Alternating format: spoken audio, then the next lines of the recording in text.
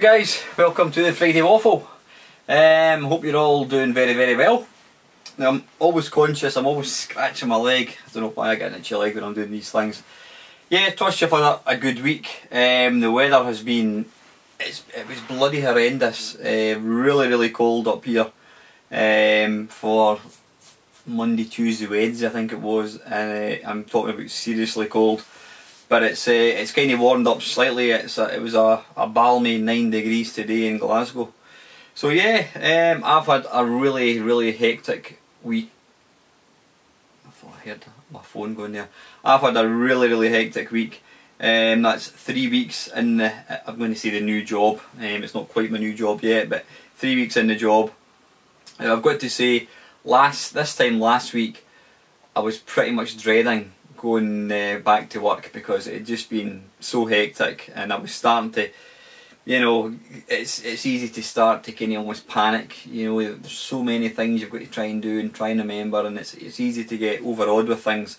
But I've had a really busy week this week, but I'm really starting to kind of get to grips with the job.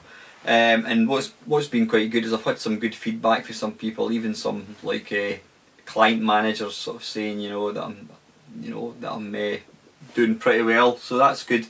I did ask my line manager what's happening. I says time's running out, you know, for myself. I'm finishing up on the 4th of March, so he says it's still been under review, because obviously I need to know if this job is going to go beyond the 4th of March. On the plus side, well, that was, you know, that's a plus anyway, but on the plus side, I had an interview on Wednesday. It's basically it's for maternity cover. It's more or less along the same lines of what I was doing in my previous job, so I've still to hear about that one. But you know what, that's another couple of things. If they come back with an offer for me, then that gives me some sort of ammunition to go back to the other company and say, well look, I'm going to be leaving because I've been given an offer, sort of thing. So yeah, that's the job front. One thing that I love about working is the fact that, I mean, time goes in really quick, it really does, but you look forward to the weekend. I mean, I can't believe that the week's passed already and here we are at Friday, so I've really started to appreciate my weekends again. When you're not working, your weekend is just another 2 days. I mean, it literally is, you know, it's Saturday and Sunday. It could be Tuesday, Wednesday, Saturday, Sunday, whatever, but because I've been running about, you know, like a blue arse fly, I'm delighted it's Friday and I've got a couple of days just to recuperate and bit of my time. So yeah, that's it. What else I've been doing? Gaming wise, I've not really been playing much. No, not really. In fact, I don't think I've played any video games at all this week. I've just had other things on my plate, obviously with the job, and I'm physically tired. I mean, I'm still getting out running at night time as well, so that takes up a lot of time as well. But yeah, what have I been doing? I have been there's a Facebook page, Retro for Sale it's called. It appeared about 2 weeks ago.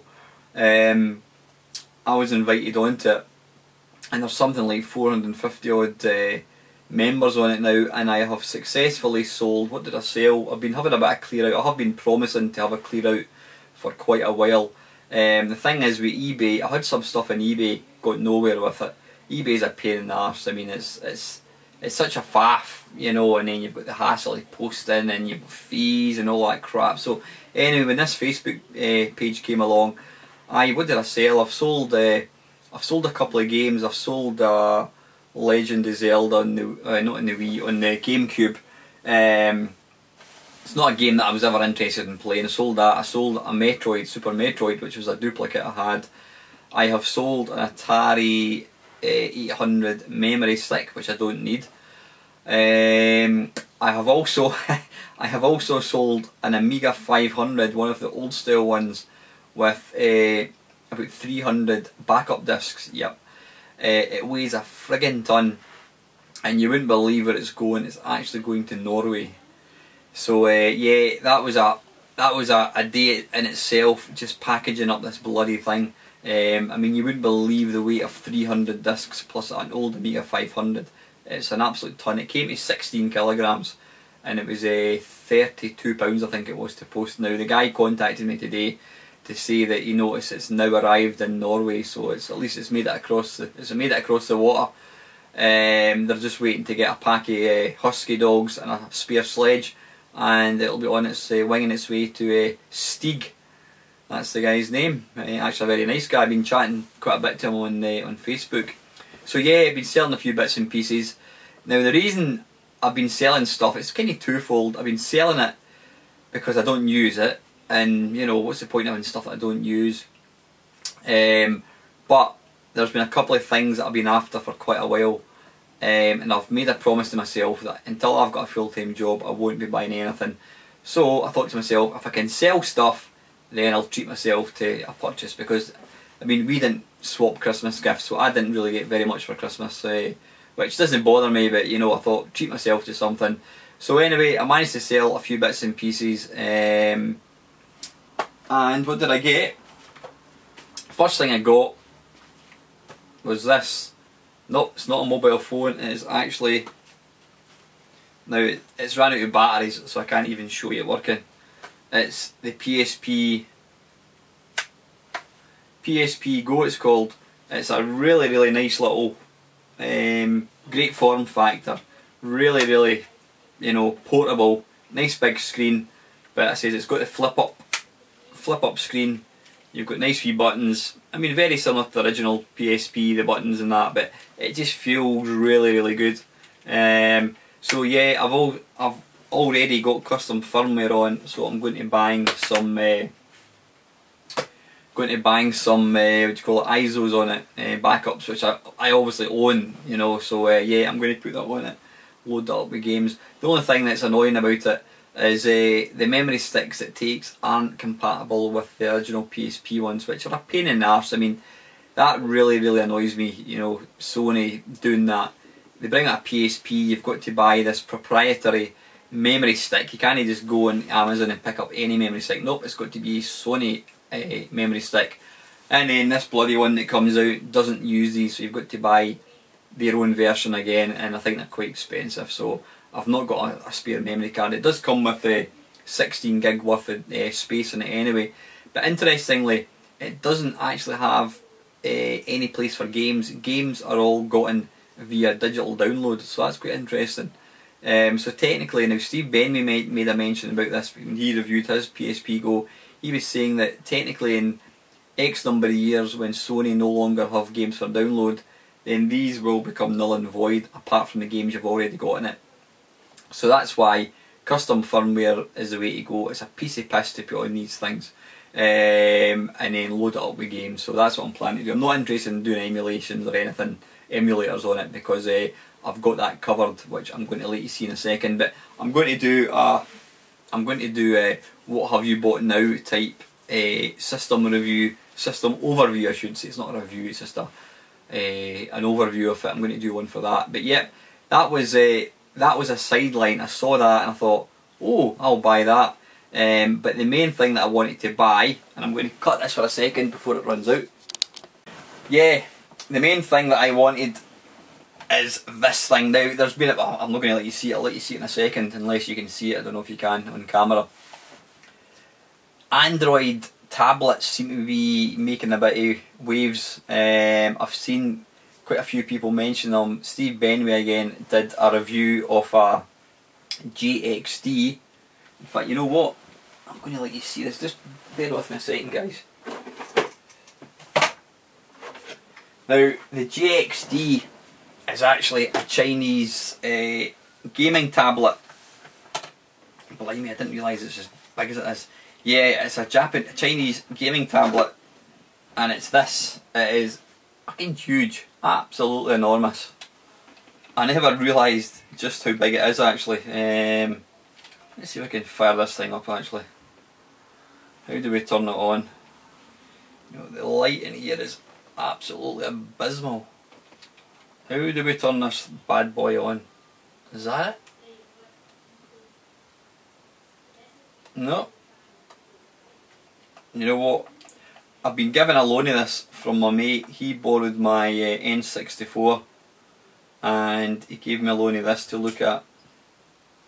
You know, I can't even I've not even looked at the thing. That's terrible. Like I said, I've just simply not had the time. That's it there. I've just not had the time to actually play any games, so I've not looked at this thing at all. Right, here we go. Did I turn it on and off there? Come on. Right. Oh, what's happening here? Right, anyway, let's see if we can... Is that going to come on or not? It might just be out of batteries actually. Don't know. Listen guys, not to worry. That is the JXD. It's an absolute beast of a machine. It's enormous, as you can see.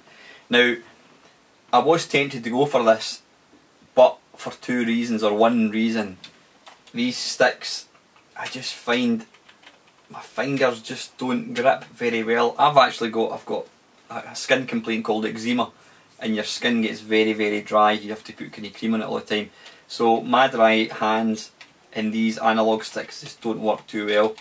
But yeah, that's a lovely looking machine. I'm disappointed I've not actually looked at the thing yet. So anyway, yep, that's that. But yeah, so it was going to be that or this thing. This is called the NVIDIA Shield, and it is made by NVIDIA. Now what's interesting about it, it's actually a controller and console. Excuse me, see, I always, even if I'm talking, I always burp. It's a console and screen controller built into one. Now it opens up like so, it just flips open. Let's see if I can get something working. Now I've only had this for a couple of days. In fact, I'll show you Mame. What was the game I was going to play? Let's go for Chase HQ.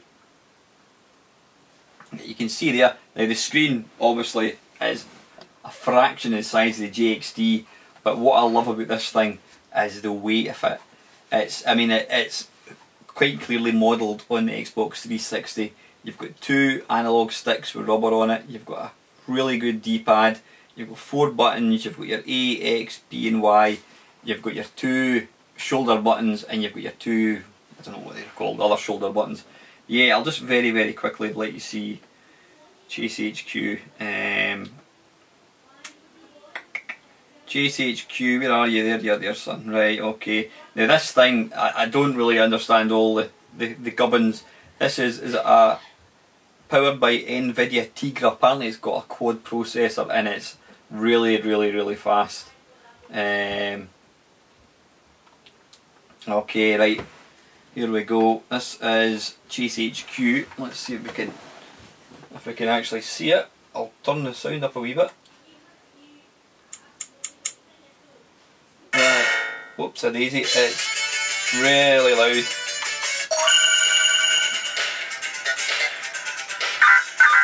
is Nancy at State's headquarters. We've got an emergency here. Ralph, the Idaho Scotcher is fleeing towards the suburbs. The target vehicle is a white British sports car. Over. Gotcha, Nancy.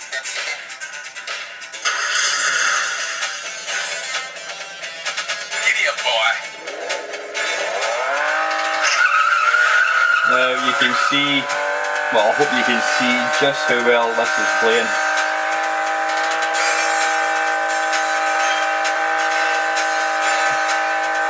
It is absolutely rocket fast, and you can hear the sound is really loud as well.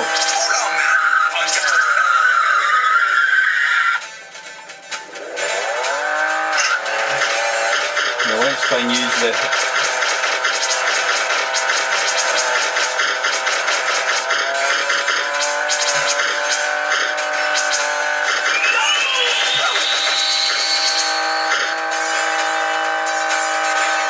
It's just insane. Anyway, listen. That is that. Yes, that is what I've been buying. It's called the NVIDIA Shield. There is actually a tablet, which is apparently even more powerful than this thing, and it's a standalone tablet, and it comes with. Let's sort of flip that down. It comes with a controller very similar to this. So it's an independent controller, but yeah, I really like that. What I like about this as well, I mean, it's so sleek looking, really well made. It's got a wee fan at the back, but you've got this little bit comes off. I'm not quite sure what the point it is, but that is a magnet and that just lifts off. Is that to take the battery out or something? I'm not too sure. But that just clips into place. But yeah, anyway, I'm going to do a wee system overview of that thing as well, guys. That is the NVIDIA Shield. So yeah, that's what I've been buying. Yep, I'm still selling other stuff. I've got an Atari 800 XL up for sale. I've got various, what else have I got? I've got a ton of Atari 8-bit discs, which simply don't get used. So yeah, if anyone's interested in buying them, give me a shout. Anyway guys, this is the Friday Waffle, as you know. Now, thanks to Jamie again, he seems to be keeping me in topics to talk about. Again guys, because I've been up to Mars and work, I've simply not had the time to even think about the Friday Waffle, let alone, you know, come up with topics or anything. So Jamie has kindly given me another 4 questions. Please do guys, please I might actually make a wee video just asking for topics, but please, if there's anything at all you want me to talk about, please put it in the comments below, and I promise I will talk about it in my own inimitable style. So anyway, yeah, let's go. The first question that he asks: what are your earliest experience of emulators and what was your reaction to them? Well, yeah, I've covered this one before, but I always think it's quite interesting. Being an old fart, I love to talk about sort of memories and things like that from back in the day. So yeah, because I was personally, I enjoy listening to other people talking about their memories of games and that kind of stuff. So I like to talk about them myself. So I hope you find it interesting. Yeah, my first experience of emulators was when I got my Commodore Amiga. I used, like anybody else back then, I used to get magazines, and I don't know what it was, probably Amiga format I think it was. And one day I saw an advert at the back, and it was like a Spectrum emulator, turn your Amiga into a Spectrum, and I thought, what? How can that be possible?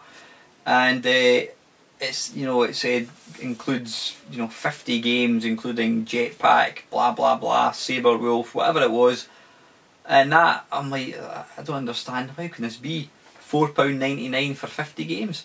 So I sent off my £4.99, and a few weeks later a floppy disk landed on my through my letterbox. I put this thing in, and yeah, it was a program which basically turned your Amiga into Spectrum, and it did indeed run these games. Now the only thing was, the games ran at, I would say probably half speed, you know.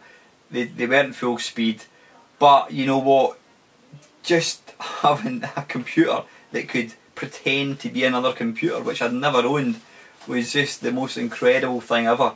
I quickly discovered there was other ones for like the Commodore 64, which was even slower. I mean, they were real crap. The compatibility was really low. I'm sure I sent off for other floppy disks, and now when you look back, I mean, I've got a billion different emulated games, and I'm quite happy to give anybody copies of them. I've never ever, and would never ever charge for them. But yeah, back then I was paying maybe £2 for a floppy disk that had maybe another 50 games in it, you know, I mean, so yeah, but yeah, that was just incredible. That absolutely blew my mind, to the fact that other computers could actually pretend to be other computers, you know. I just thought that was incredible. And that's really what kind of kick-started the whole emulation thing for me. So yeah, magical.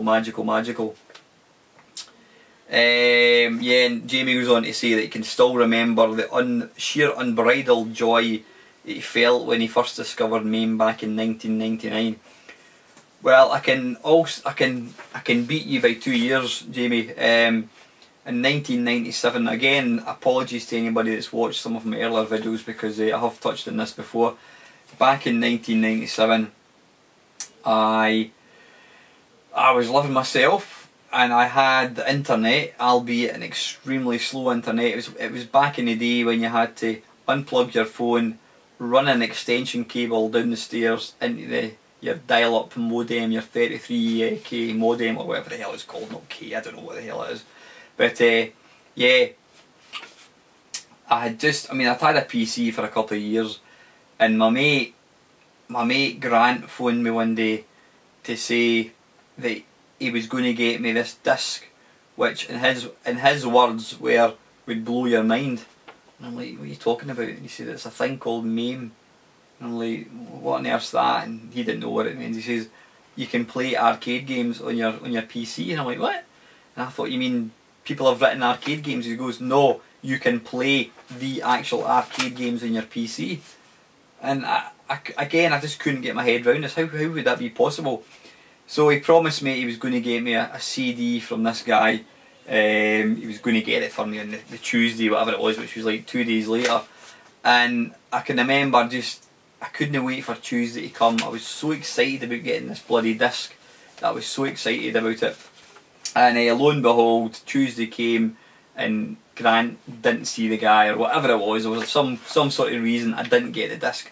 But anyway, I eventually got it. And I can remember putting it into my PC, and I copied the files across onto the PC. And this was, I think I had, no, let me think. I had Windows at that point. Or was it still DOS? I can't remember it, to be honest with you. It was Windows 95. It was Windows 95 I would be running back then.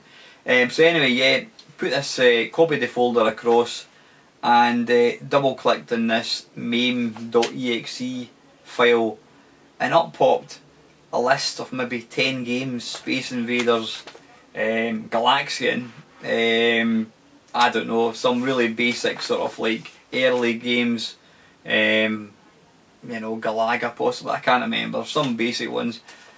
And I'm like, what on earth's this? And then I remember hitting return or enter on the keyboard, and suddenly there was the sort of matrix grid thing that you always get when you turn on an arcade game. This thing appeared, then it disappeared, and then there was Galaxian, the scrolling star field, the little blinking stars, and all the wee spaceships, the wee convoys blinking away. And I just thought, this was unbelievable. And I don't think it had sound. This was one of the real early versions of MAME. I don't know what it was, 0.35 or something. I don't think there was any sound. But you know what? See, being able to play Galaxian, I was just using keys. It was mind-blowing, absolutely mind-blowing. I just couldn't comprehend that I was, as far as I was concerned, I owned, or I didn't own it, but I had the arcade Galaxian arcade machine in my bedroom, spare room, whatever it was, wherever I had the computer. I just couldn't believe it. So yeah, that then started. I did a bit of googling, and I found out that MAME was stood for Multiple Arcade Machine Emulator, and I realised that there was people bringing out, well, not people, but there was this group of people, MAME developers, bringing out new versions.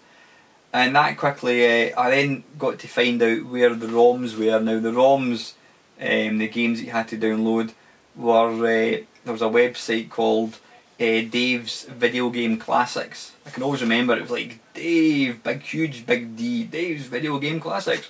Pardon me very much. And there was all these games, you know, Donkey Kong, click, save, don't, downloading all these games. It was incredible, absolutely incredible. But because it was an early version of MAME, there weren't that many. There was maybe 50 games supported. But then you would get updates telling you that the next version of MAME was going to be coming out probably next Friday, and it would appear. I mean, it was like it was so exciting waiting for the next version of MAME to appear, because it wasn't the next version of MAME that you were looking forward to getting. It was all the games, new games that would be supported. So every version you'd be another maybe 20 games, whatever. You know, Rolling Thunder, well that was probably later on one, but you know, Year Kung Fu and things. I mean, I can still remember, in fact, yeah, I must have got this before I got the internet, because I can remember going up to my mate's house. He had the internet, he was the first person I knew that actually had the internet, and we typed in Year Kung Fu, because I mean that wasn't supported, and there was a ROM of Year Kung Fu, and we downloaded it, and we tried to get MAME to run it, and it wouldn't run it, and I couldn't understand. I assumed that every ROM would just work, you know, you could just download it and, you know, it would just work. It was later on that I discovered that MAME had to support it. MAME had to actually have the drivers for that particular game to work. So yeah, I soon cottoned on to how it worked. But yeah, that then started the love affair of MAME, which has never left me even. I mean, here we go, we're at 2015, which I don't know how many years that would be. 95, 20 years ago. That's incredible. 20 years I've been playing MAME games, and to my mind it's still my favourite bit of software, bar nothing. It's the most amazing thing. So yeah, and that whole thing just, you know, kick-started my love of emulators. When I did eventually get the internet, you know, I was quickly realising that you could emulate the Mega Drive, the SNES, and you know, it rolled on and on and on. Absolutely fantastic. So I'm going to pause this, guys.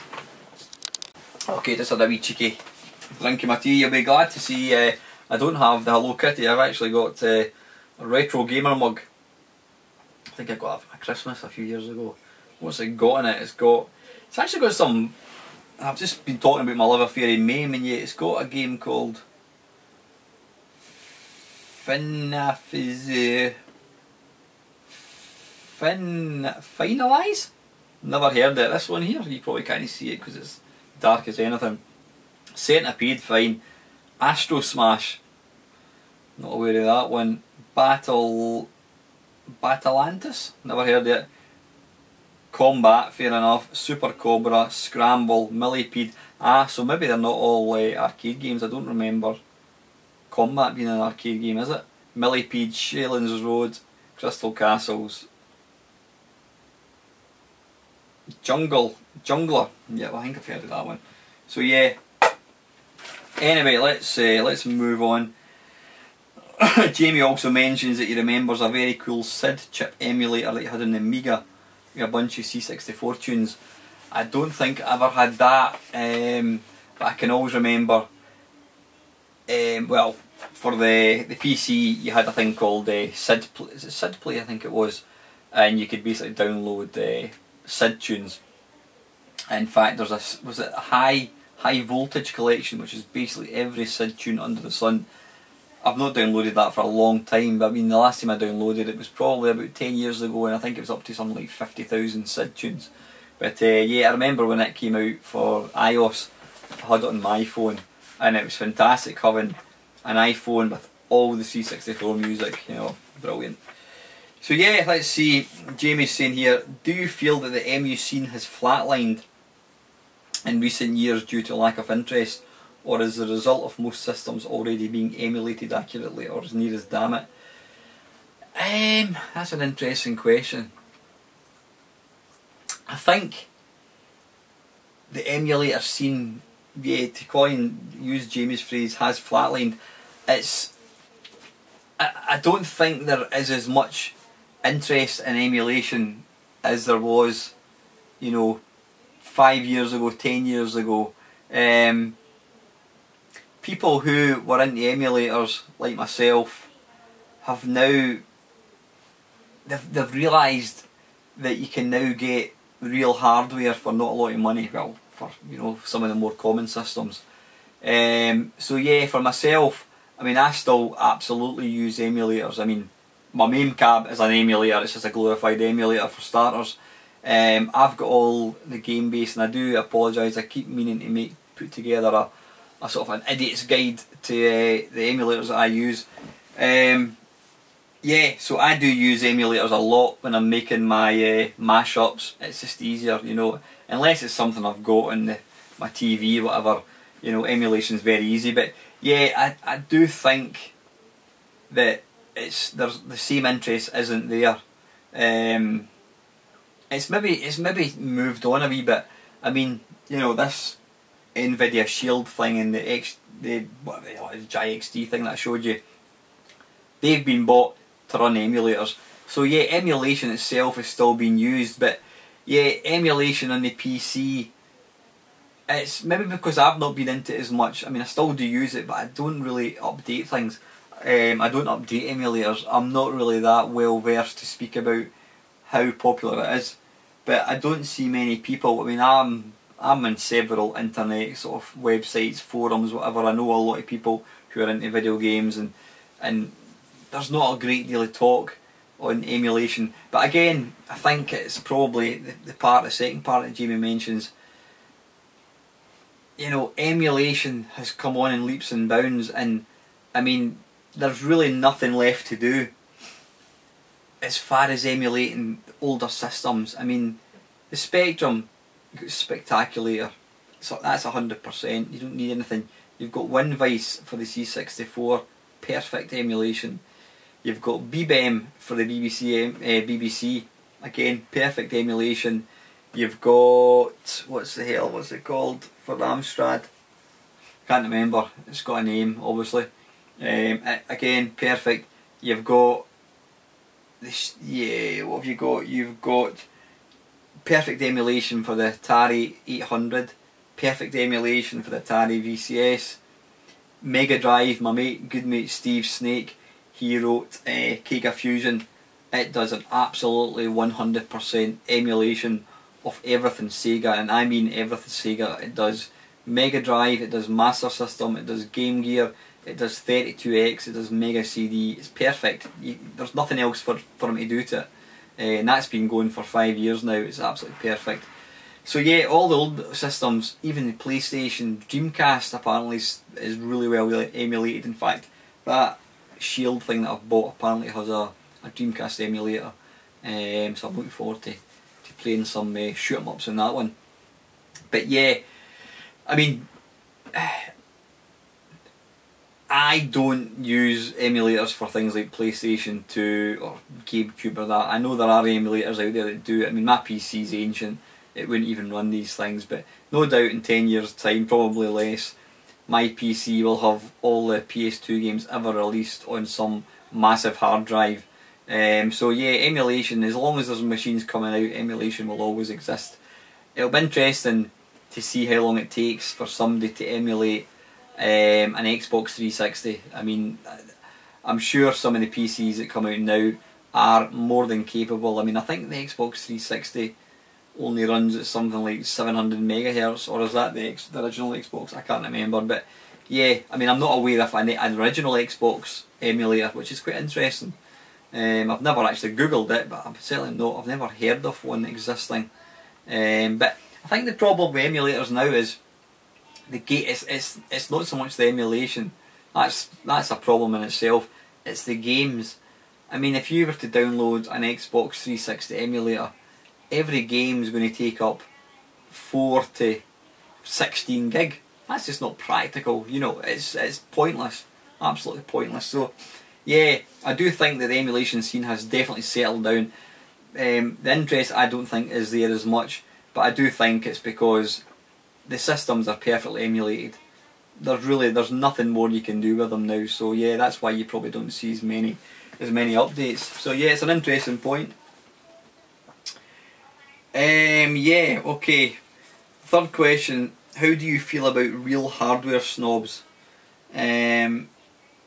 Now, he's not talking about those who prefer the real thing to emulation.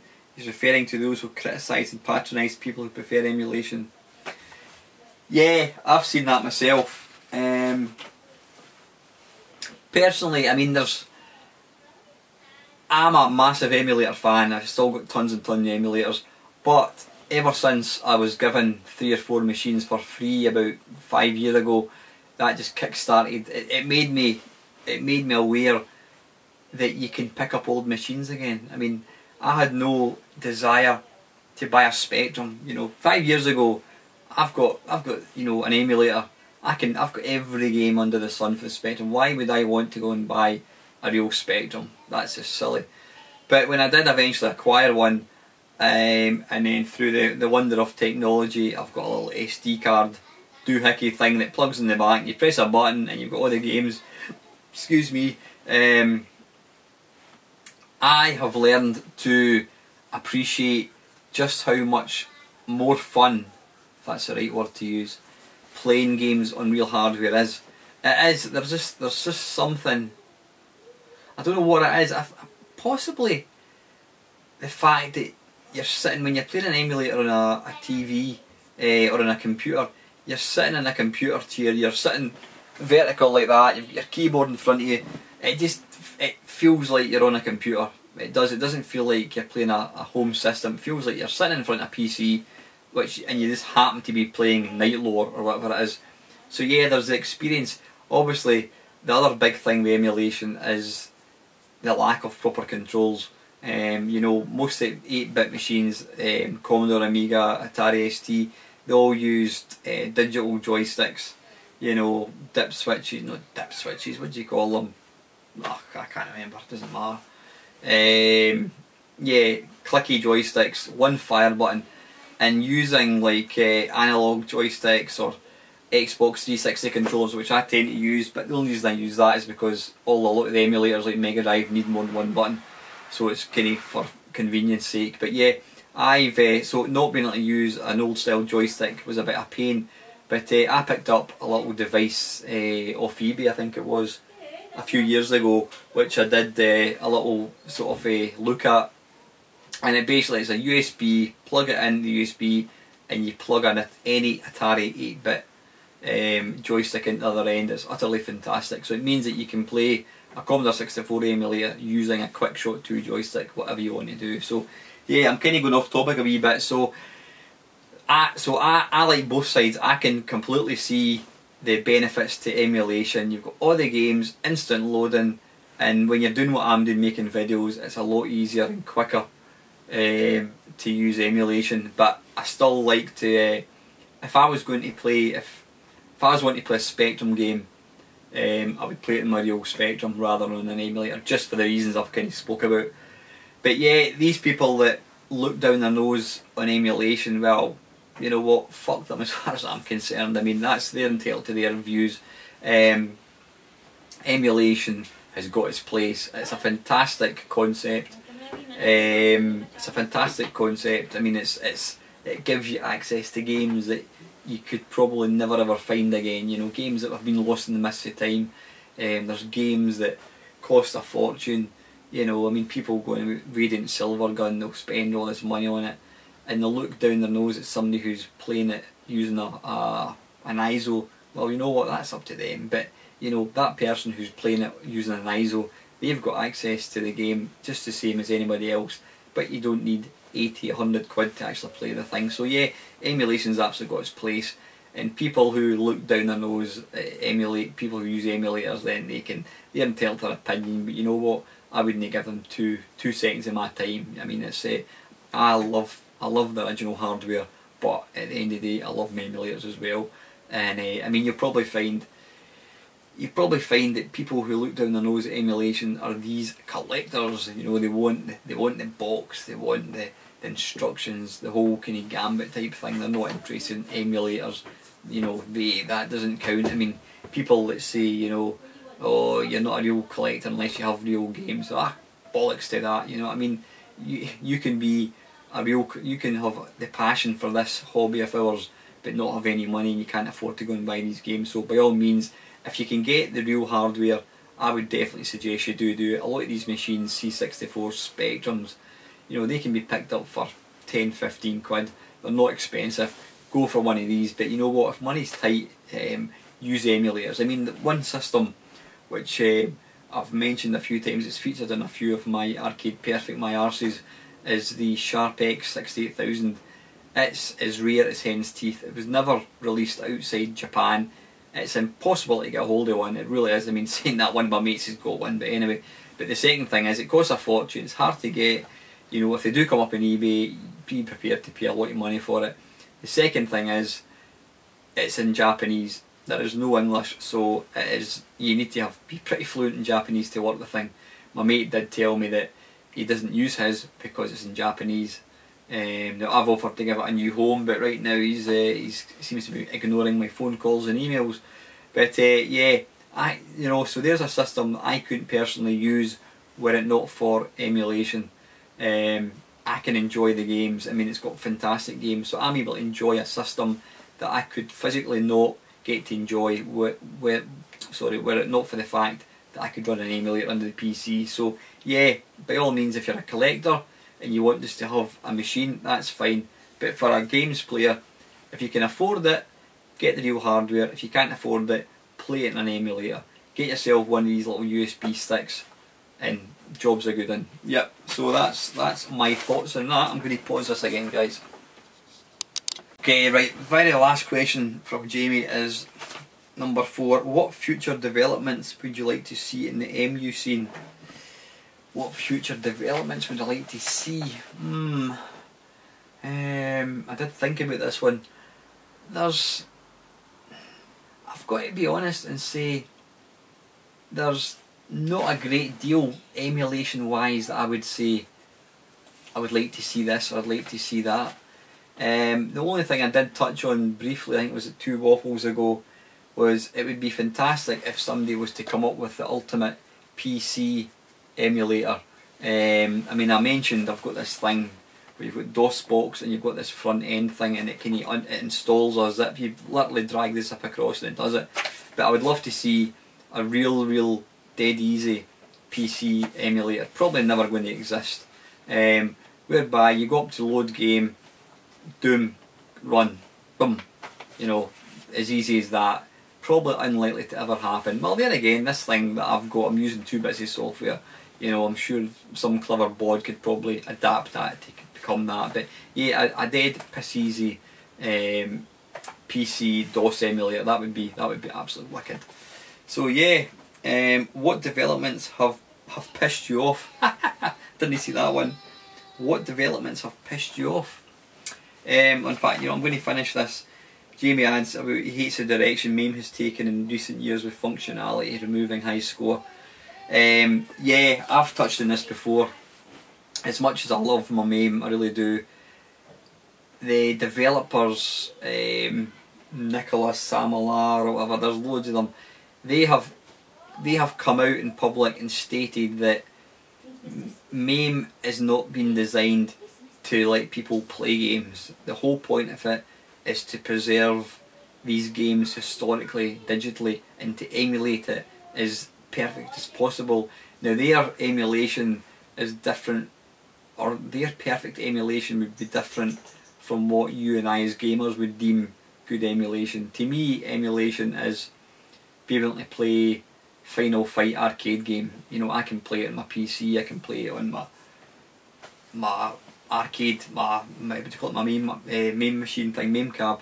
Yeah, having sound, graphics, that's, to me, that's emulating. But these guys who develop MAME, they don't see the gameplay as being something that's required. They see that as almost as an after effect or a side effect of the emulation.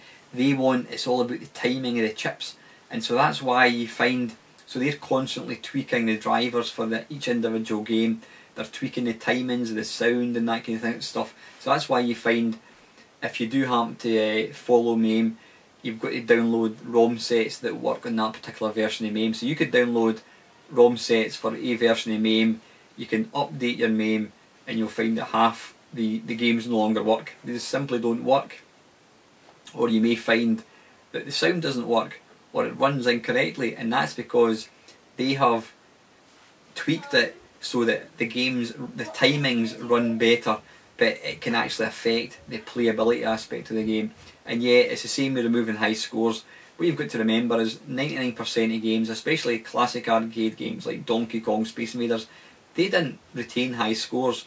When the guy in the chippy switched his machine on, it would be 0. And then when it came to 10 o'clock at night, maybe 50 people have played it, you would see the high score at the top.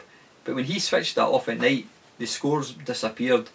And then when he switched it back on the following morning, the scores would reappear. It was only later games that had kind of battery backup, so that when you switched it off, it retained the high score. But yeah, what MAME did was it built in the facility to save high scores, which was brilliant for guys like myself who's got a Mamecab. I mean, arcade games, it's not about completing them, you know, it's about getting high scores. So having the ability to save a high score, to me, is what makes these games worthwhile. You know, I can put Robotron on and I can see my highest scores, 198,000, whatever it is. I don't think it's as high as that, but I can see what I've got to aim for. But as these developers for MAME have worked on these different games, they have removed a game like, say, Donkey Kong or Space Invaders, a game that did not save arcade scores back in the day. They have removed the MAME game's ability to save high scores because it's more accurate. But for the gamer, that's breaking it. So yeah, that kind of annoys me. But you know what, I can't really say too much because these guys have done, they've put a shitload of work into this project. It's been going since 1997, so we're, you know, that's 20 years, almost 18 years it's been going.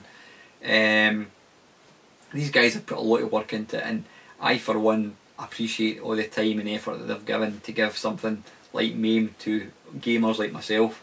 It does seem a bit pedantic and wanky to remove features which make games more fun to play. So yeah, I wouldn't use the word pissed off, but it is something that's slightly annoying. It is annoying that I've done that. So do what I do, get a decent version. I mean, you can go and download, I mean, in fact, I think we're up to version 0.157, I think it is up to. I was using 0.91, which was like 51 versions ago. I mean, that was last updated, I don't know, 10 years ago. Now that ran all the classic games I could ever hope to play, and I mean all the games. There was nothing that, I mean, versions of MAME that come out now, they may support some dance machine that came out 10 years ago or less, or some Mahjong game. All the classic games were supported in the older versions of MAME, and the good thing about these versions of MAME is they support high score features. So if you don't want to lose the high score feature and you want games to run better, I would go for something like version 0.91, or you know, maybe slightly a few versions more than that kind of thing, because that supports high score features. But saying that, you can actually take the latest version of MAME, and there is a way to adapt the exe file so that it does save games. Now I couldn't do it because I'm too stupid, but one of my mates kindly did it. He adapted, or what do you call it? Patch. That's the term we use. He patched 0.153, I think it is. That's what I've got in my MAME cab. He patched it so it saves high scores. So all the games in my MAME cab save high scores, which goes against the philosophy of the MAME programming team. But you know what? For me, that's absolutely perfect. So yeah. And the last thing that Jamie mentions, he's talking about the N64 emulation. Yeah, N64 emulation isn't that great. I mean, a lot of games will run on PC and that kind of stuff, but they don't look that great. And the controller for the N64 was, I mean, I was going to say it's ridiculous. It had so many different buttons and things. It's like a machine that is quite difficult to sort of successfully play on anything other than an N64. Now, funny you should mention the N64, because I've got an N64 console. I've got the extra memory thing, and I've also got an Everdrive cartridge, which basically means I've got every game that's ever been released, and I just pick it on a menu and play it. But I've actually found I've simply not been using it. In fact, one of my mates, I've said to him, he's interested in buying one. I says, well, look, you're interested in buying my one. It's the one console that I don't know, I just never really fell in love with it. I mean, I did buy an N64 for Mario 64, which is an amazing game. I got Mario Kart as well, but the graphics even back then weren't that great, and the N64 out of any other machine, I think, just looks completely shit on current TVs. They look crap on LCDs, they look crap in plasma. But yeah, it's not even the looking crap. The game, even games like, is it GoldenEye, that gets raved about. It does nothing for me. The N64 really does nothing for me. So yeah, so from the point of view of an emulator, I've got every game under the sun on a real C64, N64 I should say. So the N64 emulation isn't something that would ever really interest me. But yeah, oddly enough, that is the one console which has never really been sort of got to grips with properly. So yeah, that is it. Thanks Jamie for your questions. That is it, guys. I've probably waffled on long enough. I hope you've enjoyed watching it. Interestingly enough, I was looking at my viewing figures, and it tells you how much, I think something like 33% is the average of my videos that get watched. So it could be that I'm sitting here talking and absolutely nobody's actually listening to me, because it says that most people watch the maximum of about 33% of my videos. So I could probably just cut them back by a massive means. yeah, that's interesting. I mean, I've got to say I'm the same. I watch videos and then I think, right, switch off. It depends if it's catching my catching my attention, sort of thing. But yeah, I hope you've stuck. If you have stuck to this at this point, in fact, I'll give you a password. If you've got to the end of this video, put in the comments wigwam. Yep, wigwam. And that way I know you have watched it. You don't have to tell anybody what it is, just put the word wigwam and I know that you have watched the end of the video. If you don't put that in, then I know you haven't. But anyway, listen guys, I've not got a problem. You watch as much or as little of this as you possibly want. So yeah, anyway guys, it's Friday evening. I hope you have an utterly fantastic weekend. Do stay safe out there. I'm going to put together some look-ats for these two bits of the PSP Go and my Nvidia Shield. So that just leaves up. Please like, comment and subscribe. And the last thing, as usual guys, thank you very much for watching.